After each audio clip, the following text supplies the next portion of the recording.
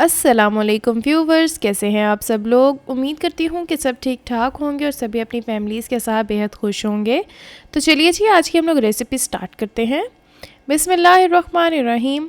आज हम लोग बनाने वाले हैं बहुत ही झटपट सा एक मसाला। ठीक है, ये रमज़ान में बहुत हेल्पफुल होने वाला है। आप कोई भी स्नैक प्रिपेयर करते हैं, ठीक है, जैसे कि आप दही बड़े प्रिपेयर करते हैं, पापड़ी चाट, चना चाट, तो आप लोगों ने ये मसाला डालना है तो इसका जो टेस्ट है वो बहुत अच्छा हो जाएगा। और सेकेंडली ये कि आप लोगों को बार बार कोई भी एक डब्बा नहीं खोलना पड़ेगा नमक डालने के लिए, लाल मिर्च डालने के लिए। हम एक ही दफ़ा सारा मसाला प्रिपेयर कर लेंगे तो हर तरह के स्नैक में ये बहुत अच्छा जाएगा। तो चलिए जी स्टार्ट करते हैं। सबसे पहले जी हमने लेना है 3 टेबलस्पून ज़ीरा पाउडर। ठीक है, आप लोगों ने साबित ज़ीरा लेना है, उसको अच्छे से साफ़ कर लीजिएगा। फिर आप लोगों ने इसको ड्राई रोस्ट करना है। ठीक है, ड्राई रोस्ट मतलब आप लोगों ने किसी भी पैन में अपना ज़ीरा ले लेना है, उसको अच्छे से भून लेना है। ठीक है, जैसे उसकी खुशबू आने लगे, उसका कलर चेंज होगा, तब आप लोगों ने इसको ग्राइंड करना है।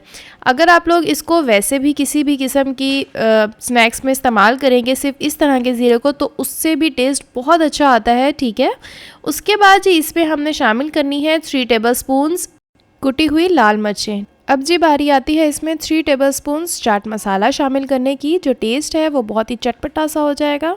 फिर जी इसमें जाएगा 3 टेबलस्पून्स धनिया पाउडर। ठीक है, आप लोग कुटा हुआ इस्तेमाल कर लें या धनिया पाउडर इस्तेमाल कर लें, it's totally up to you.